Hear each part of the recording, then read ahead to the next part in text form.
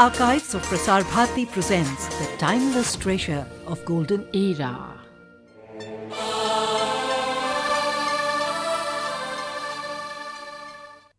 Art is the reshaping of reality by man to present it in an understandable way. As the artist recreates the world around him, it is shaped by how he sees it and what he believes in. The Indian artist did not attempt to depict only the material reality around him. He wished to share the complete experience of the moment, not just the photographic presentation of the shapes around him. Beauty for the Indian artist has been a reflection of the glory of God. In fact, for the ancient artist, the experience of beauty, the ecstasy on seeing nature or art which is truly beautiful, has been considered as akin to Brahmanand or the final bliss. Join us on this journey into the heart of the Indian tradition of painting. Come with us to the gorge of the Vaghora river, where Ajanta was created, to the courts of the Mughals and the Deccani Sultans. Journey with us through the deserts of Rajasthan and the icy lands of Ladakh and Lahaul Spiti. In the verdant south and in the gentle hills of the north, experience the compassionate view of life that is enshrined in Indian painting.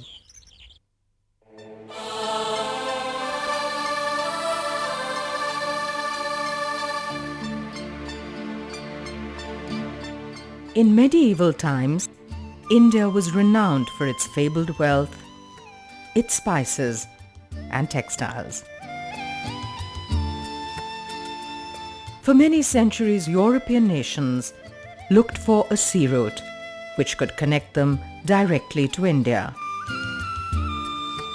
This was finally discovered by Vasco da Gama from Portugal. He sailed around the Cape of Good Hope in 1498 and reached Calicut on the coast of Kerala. This began a long period of seafaring trade between Europe and Asia. Gradually, many of the lands of Asia were colonized by the European powers of Portugal, Spain, France, and England.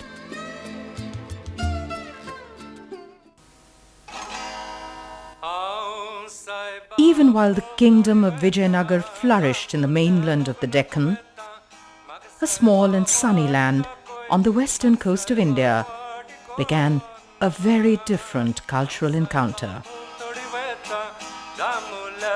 Goa is a land where many cultures met. This prosperous state has been cherished and ruled by different kings over the centuries.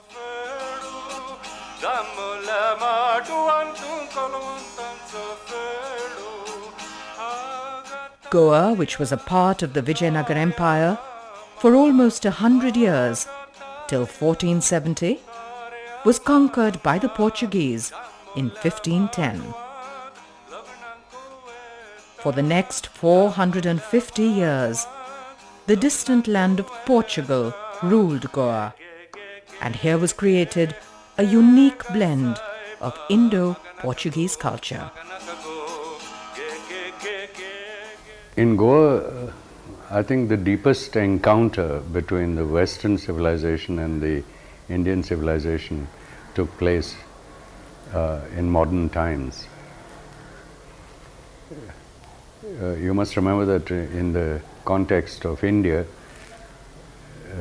the British came 200 years after the Portuguese, and whereas it was a handful of them in India for 170 years in the whole of India, here was a tiny little bit of India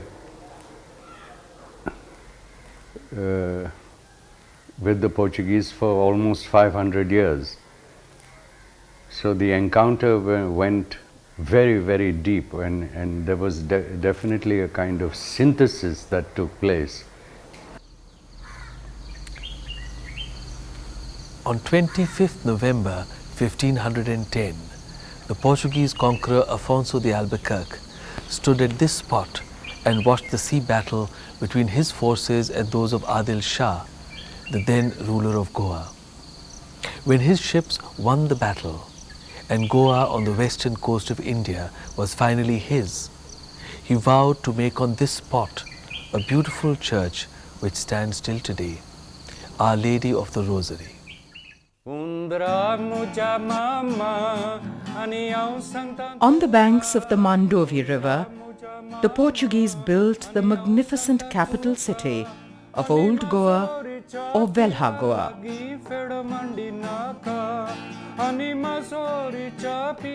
Old Goa became one of the most important ports in India. It also became the nerve center of the Portuguese Empire in Asia. Portuguese commercial interests and religious orders, covering the area from the east coast of Africa to China and Japan, were centered here.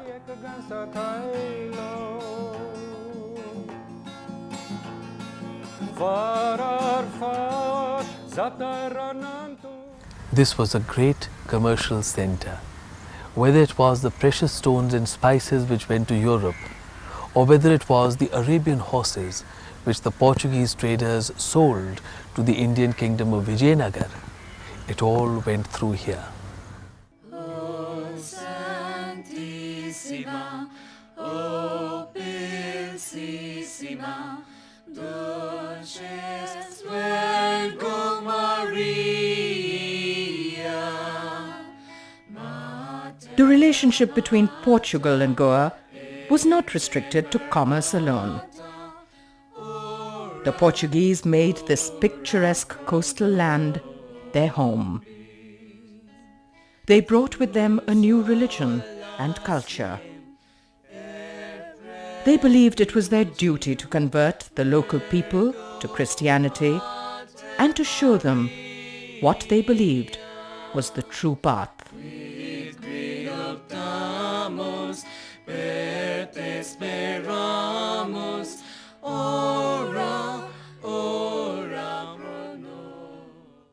The Portuguese were filled with a fiery zeal to establish their faith all over the world. They made huge houses of God in this land. The idea was to inspire and to convert the local people through awe and grandeur, through power and majesty. O Santissima, O Pilsissima. Within a few square kilometers, many magnificent churches were built in Old Goa.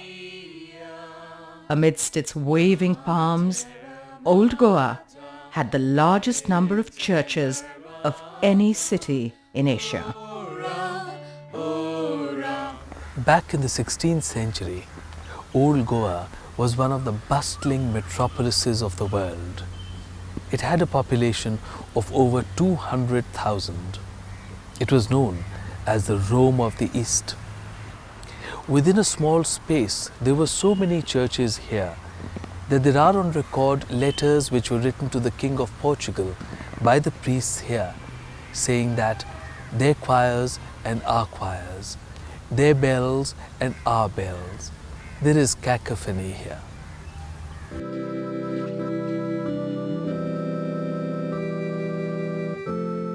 The Basilica of Bon Jesus was built by the Jesuit order in 1585. The church is dedicated to the Bon Jesus, or the Good, the Infant Jesus.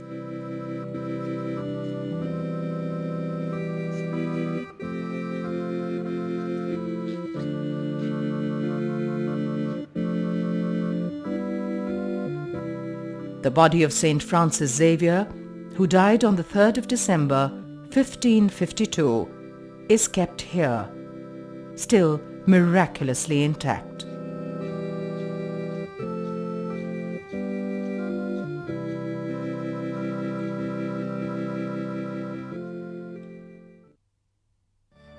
Saint Francis Xavier left Portugal to come to India and to the Far East. He devoted himself to the cause of the people here and died in that service. He was canonized by the Church in Rome as a saint, and here in Goa he was adopted as the patron saint of the people.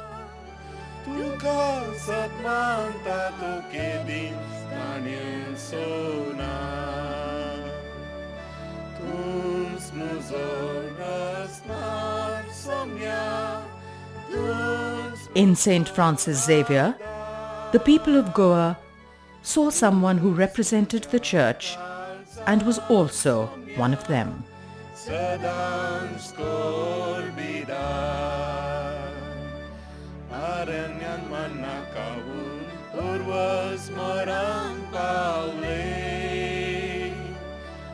Around the casket containing the holy relics of the saint are paintings depicting scenes from his life. It is paintings of Saint Francis Xavier which form the finest body of art produced by Goan Christian painters.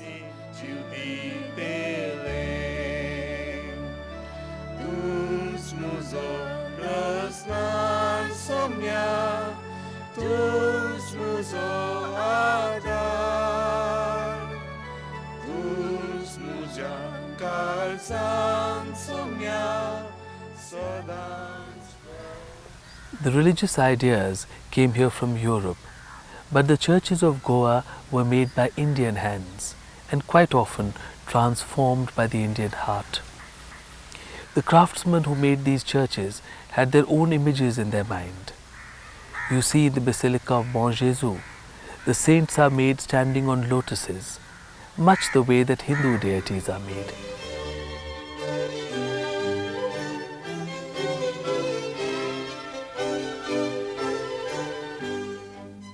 Indian craftsmen made beautiful altarpieces which represent the confluence of Indian motifs and those of Europe. The message of the Lord was brought to the newly converted people through paintings which adorned the churches.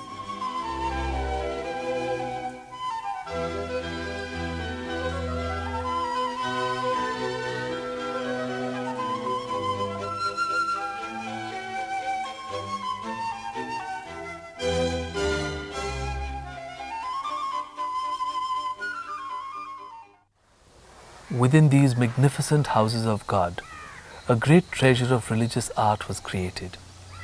Paintings were brought from Lisbon and from Rome. These were used to teach Indian painters new subjects and a new manner of painting.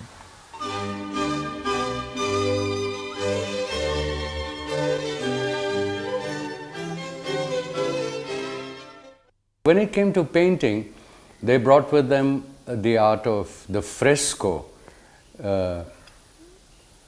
which was very much in vogue in the Renaissance, in Renaissance churches in Europe, and painted canvases. In this case, the original ones were brought and were ordered and produced by Italian schools, the famous Italian schools of art of those days. The schools of art which produced people like Michelangelo and Bernini and all the painters of the Renaissance. So they introduced all these aspects of culture, from music to painting and craftsmanship and construction.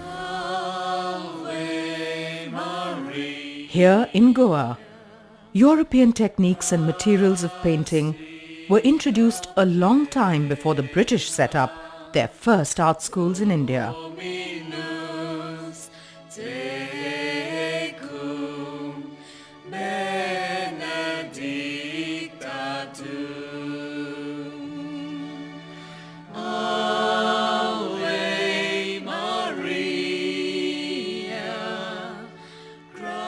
The Say Cathedral was completed in 1652. The paintings around the altars are a fine example of paintings in the churches of Goa.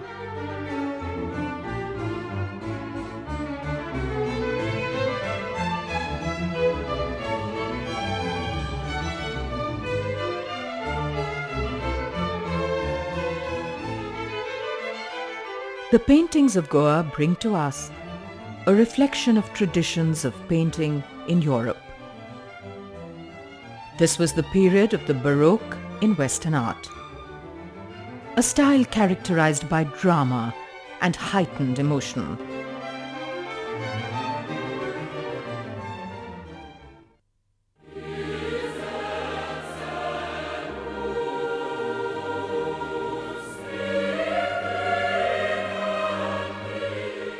We see here, in the paintings of Old Goa, reflections of the Baroque and the earlier Mannerist styles of European painting. The artists used color, form, and diagonal lines to make the paintings realistic and dynamic. Dramatization became the principle of the paintings. The figures are starkly drawn out in a dramatic play of light and the contrast of dark shadows. We see the expression of the suffering and passion of Christ and the apostles.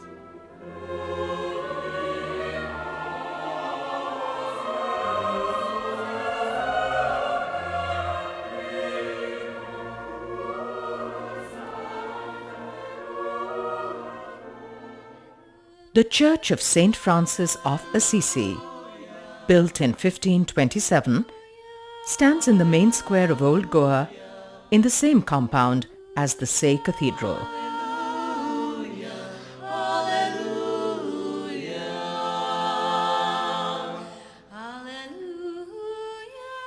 Here we see some of the finest paintings on wood panels depicting portraits of saints.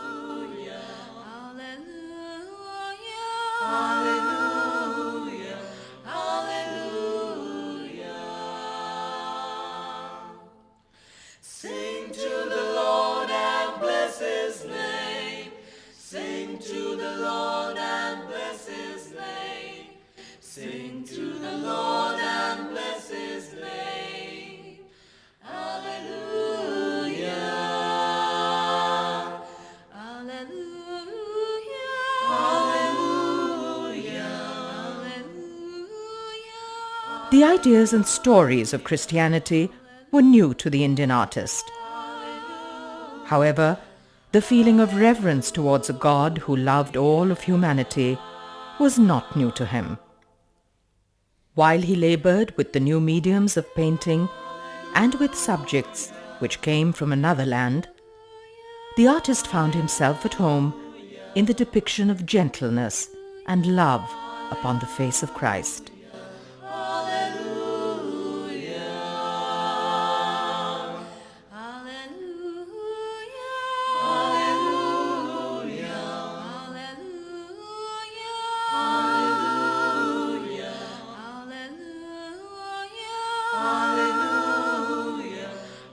Despite all the differences in the history and culture of Europe and India, the essence of religious feelings was the same. In Christian art, the feelings that were expressed towards Jesus Christ and towards the saints were exactly the same as the reverence of Indians towards their gods.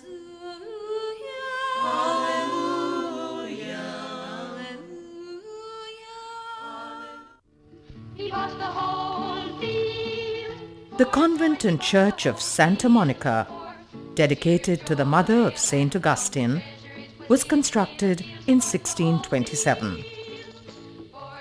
This is the oldest and largest nunnery in Asia and is active till today.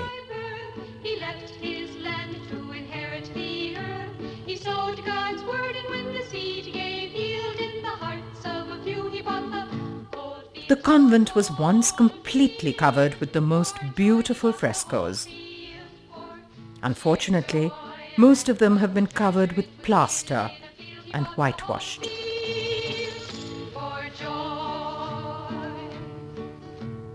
rich young Some paintings, which still retain their original glory, remain in the chapel of the convent. was promised a kingdom if he gave away all, but he didn't have the vision of Paul who bought the whole. The colorful paintings bring alive stories from the Holy Bible. Sheer joy, a man found a treasure, it was hidden in a field, he bought the whole field for joy. Don't keep your treasure in a room for a thief to steal or a moth consume. All our For the first time in Indian paintings, we see the expression of the beliefs of Christianity. The paintings depict the miracles of faith. As in the ancient Indian tradition of art, we see gentleness and overflowing love.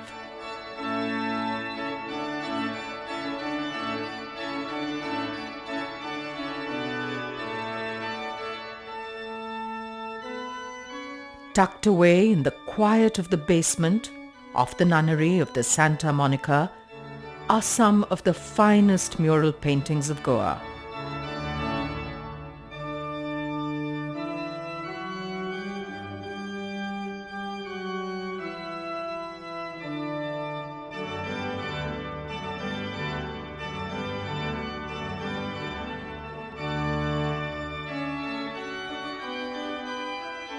As in the Hindu faith, in Christianity, the lives of saints serve as a luminous example of all that is good and beautiful.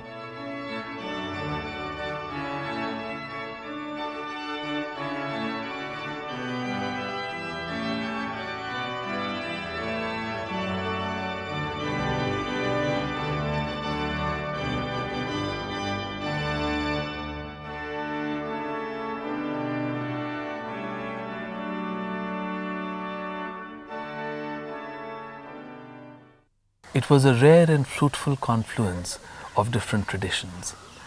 By 1545, we already have an official record that an Indian painter was being used to make fine portraits of the Portuguese viceroys. A great achievement, considering the fact that the medium of oil painting was entirely new to the Indian painter.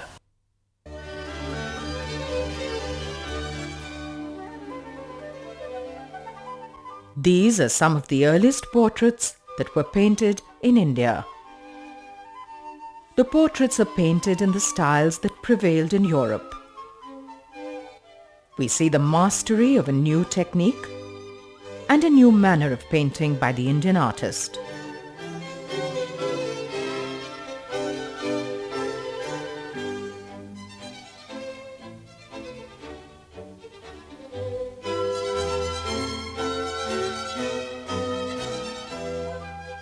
Father Rudolph Aquaviva and Father Montserrat of St. Paul's College in Old Goa were invited to the court of the Mughal Emperor Akbar. They stayed as guests of the emperor in Fatehpur Sikri for many years. They carried with them portraits and paintings on European themes, which were presented before Akbar.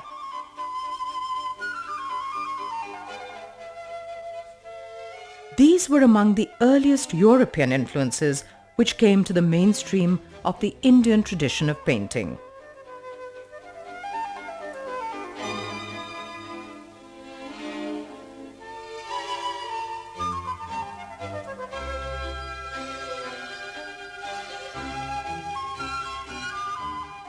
European painting was different from the paintings of India, both in its medium and techniques and in its philosophic approach.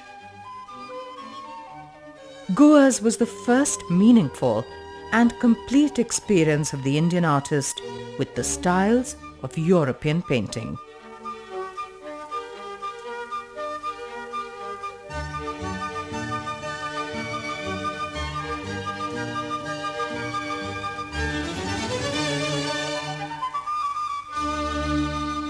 In the centuries to come, we see European influences coming to Indian painters through the schools of art that were set up by the British in the 19th century. We see how Indian painters assimilated these influences and the impact that they had on the course of Indian painting.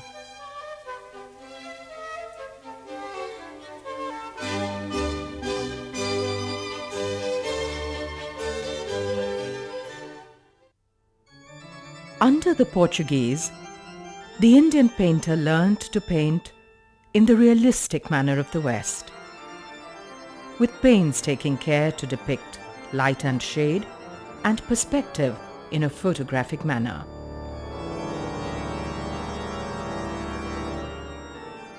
Whereas his tradition had taught him to present the sublime peace of Brahmanand, or eternal bliss, the new tradition brought the poignant portrayal of the pain in human life.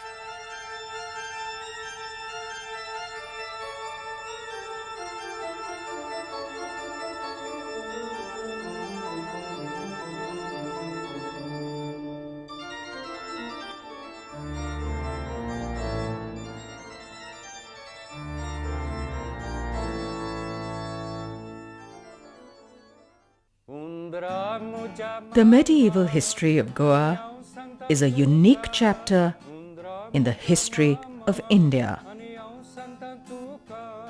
In Indian paintings too, this was the time when the artist tried to adopt an altogether different style and approach in painting.